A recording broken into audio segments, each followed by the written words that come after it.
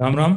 My self नवीन कुमार और आज हम जो बात करने वाले हैं एक कंपनी है जिसका नाम है ग्रिल स्प्लेंडर सर्विसेज। इसका एसएमई आईपीओ आने वाला है, सो इसकी हम फंडामेंटल स्टडी करने वाले हैं इस वीडियो के अंदर में। So let's proceed with this. So company जो अपना आईपीओ लेके आ रही है 15 अप्रैल से 18 अप्रैल के बीच में खुला हुआ रहेगा और कंपनी ने अपना जो फिक्स्ड प्राइस तय किया है 120 रुपीज़ यहाँ पे तय किया है और आपको एक आईपीओ फाइल लगाने के लिए यहाँ पे 1,44,000 रुपीज़ की जरूरत पड़ने वाली है।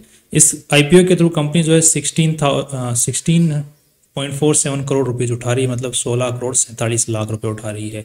अब यहाँ पे इस आईपीओ में कंपनी पैसा क्यों उठा रही है, उसके पीछे जो कंपनी ने मेन रीजन बताए हैं वो बताए हैं कि कंपनी को एक तो वर्किंग कैपिटल रिक्वायरमेंट, मतलब जो रोजमर्रा का काम है उसके अंदर पैसे चाहिए, पैसों की जरूरत है, और दूसरा जो ऑलरेडी कंपनी ने लोन ले रखा है उसकी थोड़ी बहुत चुकाई करनी है। सो ये कंपनी का मेन जो मोटो है इस आईपीओ के जो पैसे उठाने उनका कंपनी ने बताया है, रीजन बताया है। अब कंपनी के पहले बात कर लेते हैं कंपनी करती क्या है। सो कंपनी बेसिकली एक ये पेस्ट्रीज वगैरह नहीं होती हैं, बेकरीज पेस्ट्रीज, सो इनके अंदर में डील करती है, मतलब ये जो फास्ट फूड जो आइटम्स होते हैं इनके अंदर में डील करती है। और कंपनी के पास में आज के दिन 17 रिटेल स्टोर्स हैं जिनके अंदर इसके थ्रू कंपनी जो है अपना जो माल है वो जो पेस्ट्रीज बेकरीज वगैरह जो ये हैं केक वेक वगैरह वो सब कुछ बेचने का काम करती है। अब कंपनी किस तरीके से ऑपरेट करती है, कंपनी बोल रही है कि हम एक ही जगह से सारा आइटम बनाते हैं, फिर उसको हमारे जो स्टोर्स होते हैं उनको वहाँ पर हम लोग सप्लाई कर देते हैं और वहाँ से फिर सप्लाई जहाँ जो स्टोर्स होते हैं वहाँ से लोग उनको खरीदते हैं। अब आज के दिन जो कंपनी बता रही है उसके अकॉर्डिंग, वन सेकेंड, जो कंपनी बता रही है उसके अकॉर्डिंग 17 स्टोर हैं, 17 में से जो 17 स्टोर उसमें से 5 जो स्टोर हैं वो तो फ्रेंचाइजी मॉडल के ऊपर हैं। इसका मतलब कि उनका मालिक कोई और है, उनको कोई और चला रहा है, हमें तो उसको एक परसेंटेज दे रहा है और हमारा नाम यूज़ कर रहा है और हमारा माल बेच रहा है, राइट। जो माल बिकेगा उसमें जो नेट प्रॉफिट्स होते हैं, नेट प्रॉफिट्स के ऊपर हमारा परसेंटेज फिक्स है। इसी के साथ में जो 12 स्टोर्स हैं वो कंपनी खुद ऑपरेट कर रही है, खुद चला रही है। यहाँ पे कंपनी बोले stores are owned by us. Company यहाँ पे थोड़ा सा गड़बड़ है समझने के अंदर में, कुछ लोग समझेंगे कि जो कंपनी जो स्टोर्स हैं वो कंपनी के खुद के हैं, मतलब ये जो बर्डी जो कंपनी ग्रिल स्प्लेंडर जो कंपनी है इसके खुद के स्टोर्स हैं, खुद उनके मालिक नहीं है, वो लीज पे ले रखे हैं, फिर उनको चलाती वो खुद है, ऑपरेट खुद करती है, राइट। इसकी डिटेल जो है कंपनी ने यहाँ पर दी हुई है कि the company does not own any immovable property. So company के पास में एक भी स्टोर नहीं है, बाकी सारे के सारे रेंट पर है। रेंट पर होने के बाद में कंपनी उनको खुद चला रही है, जिनमें से 5 जो स्टोर्स हैं वो किसी और के हैं और उनको चला भी कोई और है, कंपनी सिर्फ माल दे रही है और अपना नाम यूज़ करने का परमिशन दे के रखा हुआ है कंपनी ने, दैट्स ऑल। अब आज के दिन कंपनी जो मेनली डील करती है वो केक्स एंड पेस्ट्रीज, क्योंकि ठीक है, तो सेकंड फास्ट जो food sales, beverages and dessert sales. तो ये जितने भी आइटम्स कंपनी ने यहाँ पे बताए हैं ये सारे के सारे एक जगह पर बनते हैं, फिर इन जगहों पर इन स्टोर्स के ऊपर सप्लाई कर देती है कंपनी अपने हिसाब से। अभी आज के दिन कंपनी किस हिसाब से कमाई कर रही है उसकी बात करें। 2021 के अंदर कंपनी ने 8 करोड़ रुपए की सेल की थी, उसके अंदर में से कंपनी ने नेगेटिव में रिटर्न निकला था। उसके बाद में 11 करोड़ रुपए की कंपनी ने सेल की, उसमें से कंपनी ने 3 लाख रुपए कमाए, मतलब सेल बढ़ी तो यहाँ पे पैसे भी कमाए कंपनी ने, कुछ कमाई, ज़्यादा तो नहीं कमा पाई। फिर सेल और बड़ी 15 करोड़ रुपए पहुंची तो वहाँ पर 2 करोड़ रुपए कंपनी ने कमाए। नेक्स्ट जो कंपनी की रेवेन्यू है वो पहुंची अभी जो तकरीबन 9 महीने हुए हैं, 8 महीने हुए हैं, 8 महीनों के अंदर में कंपनी ने जो सेल कर ली है वो 9 लाख करोड़ के आसपास में कर ली है, जिसमें कंपनी ने 60 लाख रुपए कमा लिए हैं। यहाँ पे अगर हम नंबर्स को देखते हैं तो हमें एक चीज़ नज़र आती है कि कंपनी की जो सेल हो रही है वो इस साल डिक्रीज हुई है, जबकि एसेट्स जो हैं उनको अंदर में इंक्रीज आया है, बट जो सेल हुई है वो डिक्रीज कंपनी के अंदर में देखने को मिली है। सो यहाँ पर जैसे फूड के जो आइटम्स होते हैं ये पूरा स्वाद का खेल है। अगर स्वाद पसंद आ गया तो जितने मर्जी उतने स्टोर खोलो, और आपका एक बार नाम बन गया उस फील्ड के अंदर में, स्वाद लोगों को पसंद आ गया है और आप वो स्वाद को कंटिन्यू रखते हो उसी स्वाद को, तो फिर लोगों की भीड़ आपके रोके नहीं रुक पाएगी। बट अगर आप उस स्वाद को चेंज करते रहते हो और स्वाद चेंज हो जाता है या फिर कुछ ना कुछ और इश्यूज आ जाता है जो सप्लाई होती है प्रोडक्ट के अंदर में, तो फिर लोग उस आपको चेंज करने में वक्त नहीं लगाते हैं।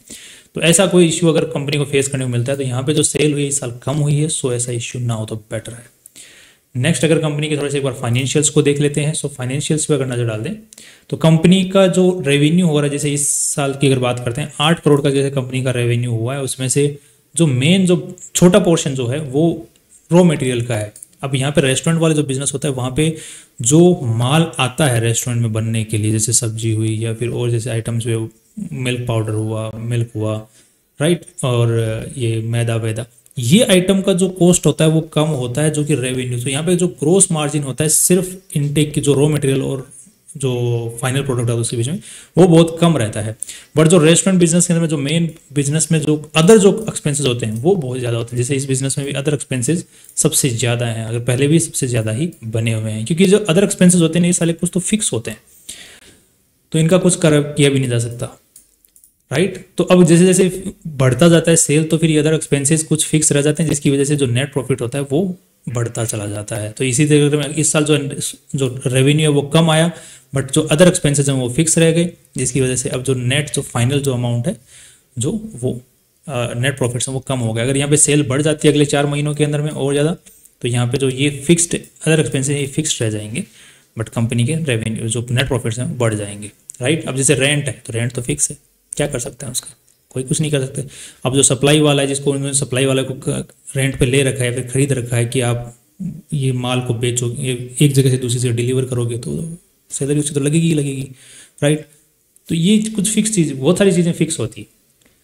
नेक्स्ट अगर कंपनी के अब इसके अलावा जो बैलेंस शीट को अगर देखते हैं तो बैलेंस शीट में कोई गड़बड़ हमें नजर आई नहीं। अगर आप भी एक बार अपने हिसाब से चेक कर सकते हैं आरएचपी को ओपन करके, वहाँ पर आपको। और नेक्स्ट अगर देखते हैं कंपनी ने शेयर कैपिटल अभी अभी कंपनी ने में और पैसा यहाँ पे डाला हुआ है। सो कंपनी ने और ज़्यादा मतलब शेयर्स इश्यू किए हैं, पैसा नहीं डाला है, शेयर्स एक्स्ट्रा इशू किए, बोनस जारी किया हुआ है। So that's not a big deal. यहाँ पे कोई और तो मेरे को इशू यहाँ पे नज़र आया नहीं, बाकी आप भी अपने हिसाब से चेक कर सकते हैं एक बार। अब फाइनल एक बार चेक कर लेते हैं कि कंपनी के जो other competitors already stock market में लिस्टेड कंपनियां हैं उनके साथ में एक बार कंपेरिजन करके देख लेते हैं। कंपेरिजन के लिए जो कंपनियां हैं वो बहुत बड़ी दिग्गज कंपनियां हैं जो कि कंपनी ने अपनी आरएसपी में बताई हैं। जैसे जुबिलियंट फूड वर्क्स, जो कि हमें देखते हैं कि डोमिनोज वाला पिज्ज़ा होता है, डंकिन डोनट्स होते हैं, उनकी फ्रेंचाइजी बेसिस पे काम करती है। मतलब उनकी फ्रेंचाइजीज कंपनी ने ले रखी है, बाद में इंडिया के अंदर में जितने भी स्टोर्स खुल रहे हैं उनको जुबिलियंट फूड वर्क्स ऑन करता है, राइट।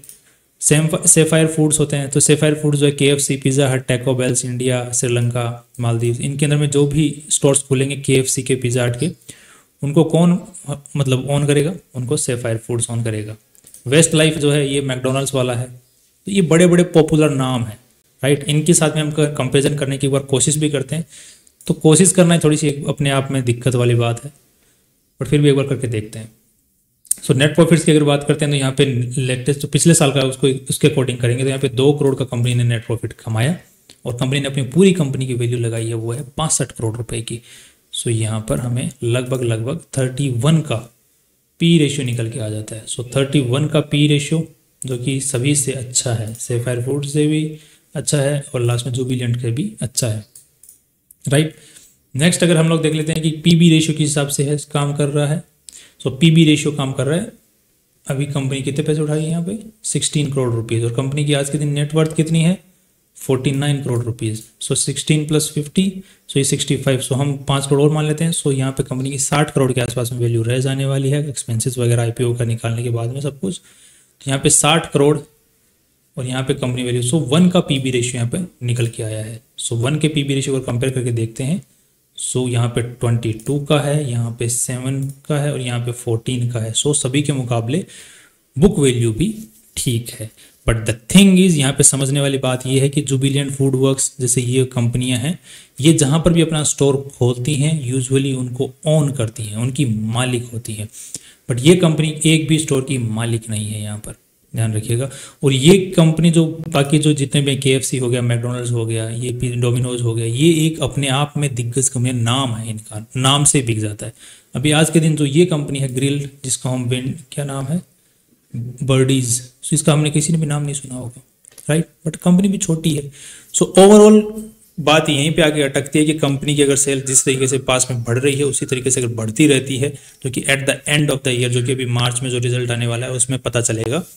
बाकी मुझे अब तक तो फाइनेंशियली भी ठीक लग रही है और जिस तरीके से बढ़ रही है उस हिसाब से भी ठीक लग रही है। कंपनी अपने आप को एक्सपेंड भी कर रही है और किसी न किसी तरीके से पैसा निकाल रही है बिजनेस से। Now all these factors are positive. तो कंपनी ने जो कॉस्टिंग स्ट्रक्चर को है वो बहुत ही अच्छे तरीके से कंट्रोल कर रखा है और मैनेज कर रखा है बहुत ही अच्छे तरीके से। फ्रेंचाइजी मॉडल से भी अच्छा खासा बेनिफिट निकाल रही है और खुद के जो स्टोर्स होते हैं जिनको खुद ऑपरेट कर रही है वहाँ से भी अच्छा खासा प्रॉफिट कंपनी निकाल पा रही है। These all are positive points about the company. But यहाँ पर दिक्कत ये है कि 62 करोड़ की कंपनी ने जो खुद की वैल्यू लगाई है उसको किसी भी तरीके से वो नहीं करती है, मतलब जस्टिफाई नहीं करती। क्यों नहीं करती? क्योंकि अगर कंपनी एक भी स्टोर ओन कर रही होती तो यहाँ पे हमें दिखता कि हाँ एक ये प्रॉपर्टी है, प्रॉपर्टी कंपनी की है, इस प्रॉपर्टी की इतनी वैल्यू है। बट कंपनी एक बिजनेस कंपनी ने खड़ा कर रखा है पूरे रेंटेड स्ट्रक्चर के ऊपर में। उस बिजनेस की कंपनी ने 62 करोड़ रुपए की वैल्यू यहाँ पे लगाई है।